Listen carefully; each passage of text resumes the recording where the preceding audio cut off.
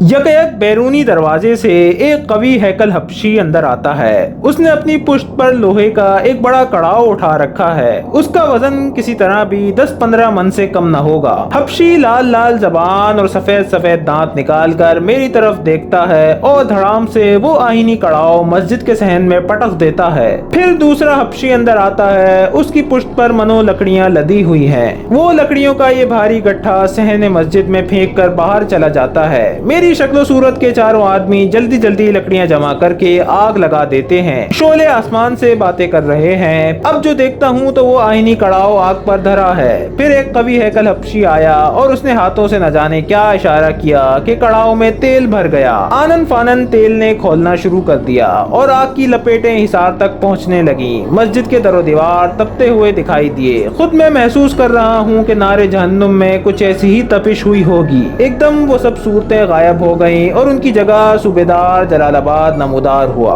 उसका लिबास वैसा ही था जैसा मैंने अव्वल मर्तबा देखा था। वो निहायत इत्मीनान से अपनी जगह खड़ा होकर मुझे घूर रहा है। फिर गजबनाक लहजे में बोला, ए नौजवान, अब भी वक्त है, ये ढोंग छोड़ दे और अपनी जान सलामत लेकर यहाँ से निकल जा। शायद तू मेरी कुव्वत से आगाह नहीं है। ऐसे ऐसे सैकड़ों अमल भी मैं खुद जानता हूँ और इन सब का तोड़ भी मेरे पास है। अगर कहे तो तमाशा दिखाऊं। मैं खामोश रहा। दिल ही दिल में अपना वजीफा बराबर पढ़े जा रहा हूँ और अपने खंजर पर भी कभी कभी निगाह डाल लेता हूँ। सूबेदार ने ताली बजाई और मुझे यूं लगा जैसे किसी ने आईनी गुर्ज मेरे सर पर दे मारा हो। पलक झपकते ही वही हबशी गुलाम सैयद सालेह को घसीटते हुए मस्जिद में ले आया। शेख के कपड़े फटे हुए हैं। सफेद रेश लहू से रंगीन थी।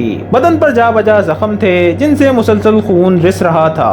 इनकी हालत सख्त अबतर थी। मैं अमल को भूल कर उनकी तरफ हैरत खौफ से तकने लगता हूँ। शेख सालेह ने निहायत नहीफ आवाज में मुझसे कहा, नादिर जमा, मैं तुम्हें हुक्म देता हूँ कि ये अमल तर्क कर दो। इसमें तुम्हारी ही भलाई है। मैंने अपनी हार तस्लीम कर ली है। सूबेदार का हुक्म है कि अगर तुमने ऐसा ना किया तो वो न सिर्फ मुझे मार डालेगा बल्कि हमेशा हमेशा के लिए फिरोजा को भी तुमसे छीन लेगा। अगर खुदा की रहमत मेरे शामिल हाल ना होती तो मैं इस फरेब में डूब ही गया था। गैर शऊरी तौर पर मैंने खंजर उठाया। खंजर उठाना था कि सूबेदार ने चिल्लाकर हबशी को हुक्म दिया, शेख सालेह को खौलते तेल में डाल दो। ये अल्फाज अभी उसके मुंह से अदा ही हुए थे कि मैंने शेख को तेल के कड़ाव में खौलते हुए पाया। आनन फानन उसका बदन जलकर कोयला हो गया। सूबेदार ने कहकहा लगाया और बोला, अब इस बेवकूफ मुसव्विर का भी यही हशर होना चाहिए। हबशी कदम बढ़ाता हुआ मेरी जानिब आया। ऐसा लगा जैसे उसका एक पांव हिसार में आ गया हो। मैंने खंजर पूरी कुव्वत से उसके पांव पर दे मारा। एक होलनाक आवाज के साथ सब कुछ गायब हो गया। ना कड़ाव रहा और ना आग के शोले, ना सूबेदार जलालाबाद और ना वो मकरू सूरत हबशी। मैं बदस्तूर अपने हिसार में बैठा था और चराग रोशन था। 12 शाबान 1051 हिजरी। आज इस अमल की तीसरी और आखिरी रात है। गुज़िश्ता रोज सुबह जब मैं मस्जिद से बाहर निकला तो शेख सालेह को अपना मुंतजिर पाया। उन्होंने फरमाया, बस अब कामयाबी समझो। जिन्नात ने तुम्हें डराने धमकाने में कोई कसर नहीं छोड़ी है, मगर आफरीन है तुम्हारी हिम्मत और इस्तक़लाल पर कि तुमने उनका हर दाव नाकाम बना दिया। अब पूरी तवज्जो और हवास की तमाम बेदारी के साथ अमल पढ़ना। मुमकिन है कि जिन्नात आज रात तुम्हें वरगलाने और अमल से हटाने के लिए कोई नया हरबा आजमाएंगे। वो ख्वाह कुछ भी करें, तुम्हें हरगिज हरगिज वक्त मुकर्ररा से पहले हिसार नहीं छोड़ना है। मैंने शेख से वादा किया कि इंशाअल्लाह ताला ऐसा ही होगा और कोई शैतानी कुव्वत मुझ पर गालिब ना आ सकेगी। शेख ने एक तावीज भी मेरे गले में बांध दिया। ये रात पिछली 2 रातों से कहीं ज्यादा वहशत अंगेज और तारीख थी। कदम कदम पर यूं लगता जैसे हजारों अनगन्नत देखे अजसाम मेरे ताक़ूब में है। मैं उनके कदमों की आहटें और आवाजें भी सुन रहा था, लेकिन नजर कोई ना आता था। जूं जूं मस्जिद की जानिब बढ़ता गया, तू तू उन पुरस्कार और ना देखने वाले अजसाम की कुर्बत का एहसास ज्यादा होता चला जाता था। फिर मेरे कानों में रोने और बैन करने की डरावनी आवाजें भी आने लगती। ऐसा लगता जैसे सैकड़ों औरतें बैन कर रही हैं, जैसे किसी का मातम हो रहा हो। ये आवाजें नहीं, नादीदा बर्छियां सी थीं जो मेरे दिल में खुबी जाती थी। ये शोर मेरे आगे पीछे दाएं बाएं इतनी शिद्दत से हो रहा था कि कानों के पर्दे फटने लगते और आंखों के आगे सितारे नाचने लगते। मैंने ऊंची आवाज में कलामे इलाही की तिलावत शुरू की और रफ्तार तेज कर दी। देर तक चलने के बावजूद भी मस्जिद निगाहों سے اوجھل رہی۔ رونے اور بین کرنے کی آواز دماغ کو پاش پاش کر رہی تھی۔ میں نے گھپ اندھیرے میں آنکھیں پھاڑ پھاڑ کر ارد گرد دیکھا۔ یہ ایسا راستہ تھا جس پر میں کبھی نہ آیا تھا۔ اب پہلی مرتبہ دہشت سے میرے رونگٹے کھڑے ہونے لگے۔ میں نے سوچا کہ کیا شریر جنوں اور شیطانی روحوں نے مجھے راہ سے بھٹکا دیا ہے۔ ایک جگہ رک کر میں نے اپنے حواس درست کیے اور شیخ کا عطا کردہ تعویذ گردن میں ٹٹولا۔ اسے چھونے سے عجب طرح کی تسکین میرے دل کو ہوئی اور خوف کی وہ حالت یکسر جاتی رہی۔ یکایک میں نے روشن سائے کو بیاباں میں حرکت کرتے دیکھا۔ یہ انسانی قد و قامت کا سایہ تھا۔ غیر ارادی طور پر میں نے اس کا تعقب شروع کر دیا۔ تھوڑی دیر کے بعد میں نے خود کو مسجد کے دروازے کے پاس پایا۔ میرے دیکھتے ہی دیکھتے وہ سایہ مسجد کے اندر داخل ہوا اور ٹھیک اس حجرے کے پاس رکا جس میں حصار باندھ کر میں اپنا عمل پڑا کرتا تھا۔ مجھے اس سائے سے کوئی ڈر تو نہ لگا اور خود بخود یہ بات دل میں جم گئی کہ یہ سایہ میری حفاظت اور نگہبانی کے لیے آیا ہے۔ ابھی میں چراغ روشن کر کے خنجر کی نوک سے حصار باندھنے کا ارادہ ہی کر رہا تھا کہ لرزہ خیز چیخ مسجد کے صحن میں گونجی اور میں نے دیکھا کہ صوبیدار جلال آباد اوندے منہ وہاں پڑا ہے۔ اس کا جسم آہینی زنجیروں میں جکڑا ہوا تھا اور شعلوں کا ایک دائرہ اس کے گرد رقص کر رہا تھا۔ صوبیدار کے حلق سے بھیانک چیخیں نکل رہی تھیں جیسے وہ سخت اذیت میں ہو۔ یہ منظر دیکھ کر میں پتھر کا ہو گیا اور حصار باندھنا یاد نہ رہا۔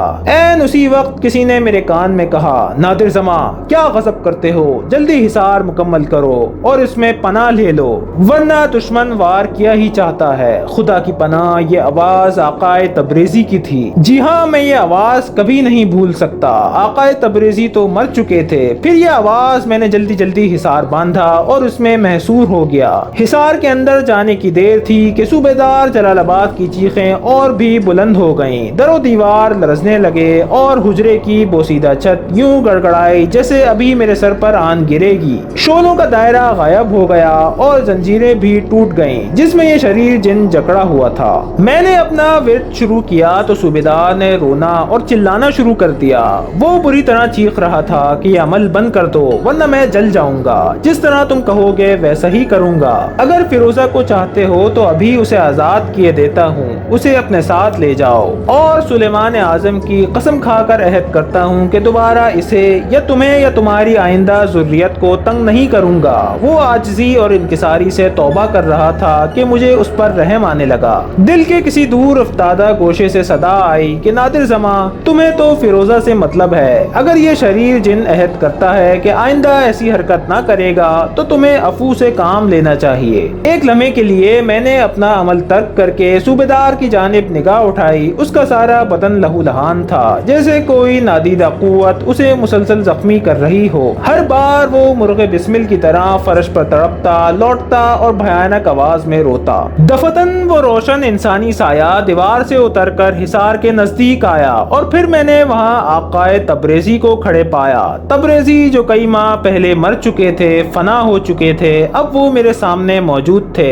یہ شاید ان کی روح تھی۔ میں نے دیکھا کہ صوبیدار جلال آباد کا رونا چلانا یکدم رک گیا اور اب اس پر ویسی ہی ہیبت طاری ہونے لگی جیسے پہلی مرتبہ صوبیدار کو اپنی حویلی میں دیکھ کر آقائے تبریزی پر طاری ہوئی تھی۔ تحویل جن، شاید تمہارا آخری وقت آ چکا ہے۔ تبریزی کے وجود یا روشن ہیولے میں سے آواز آئی، تم نے صدیوں تک انسانوں کو اذیتیں دی ہیں اور تم اپنی سیاکاری میں اس حد تک آگے بڑھے کہ دھوکے اور فریب سے ہماری بہو بیٹیوں کو بھی انسانوں کے بھیس میں آن کر لے جانے لگے۔ تم بھول گئے کہ بدی بدی ہے اور نیکی نیکی۔ بدی کبھی نیکی پر غالب نہیں آ سکتی۔ تم نے اس خدائے قہار و جبار کو بھی فراموش کر دیا جو ایک ایک ذرے کا علم رکھتا ہے، جس کے قبضہ قدرت میں انسانوں اور جنوں کی جانیں ہیں۔ تم نے جو کچھ پایا وہ انہی خاکی انسانوں سے پایا۔ تم نے سارے عمل انہی سے سیکھے جن کی عزتوں پر وار کیا۔ تمہیں اپنے علم پر بڑا غرور ہے، ایسا ہی غرور جیسا تمہارے استاد ازل ابلیس لعین کو تھا۔ کیا تم نہیں جانتے کہ وہ راندہ درگاہ اسی تکبر کے باعث ہوا؟ تمہاری موت اب قریب ہے۔ بہتر یہی ہے کہ تم انسانی لبادہ اتارو اور اپنے اصلی روپ میں سامنے آؤ۔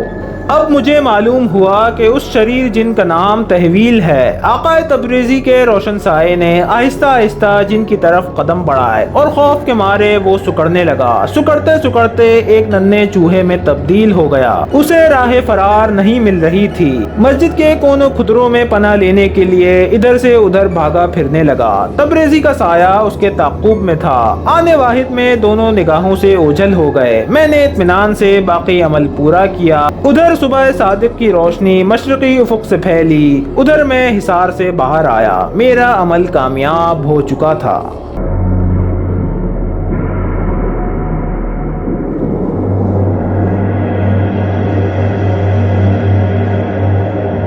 ویڈیو کو لائک کریں، سبسکرائب کریں اور بیل آئیکن پہ کلک کریں، اور ہمیں کمنٹ سیکشن میں بتائیے کہ آپ کو ہماری ویڈیوز کیسی لگ رہی ہیں۔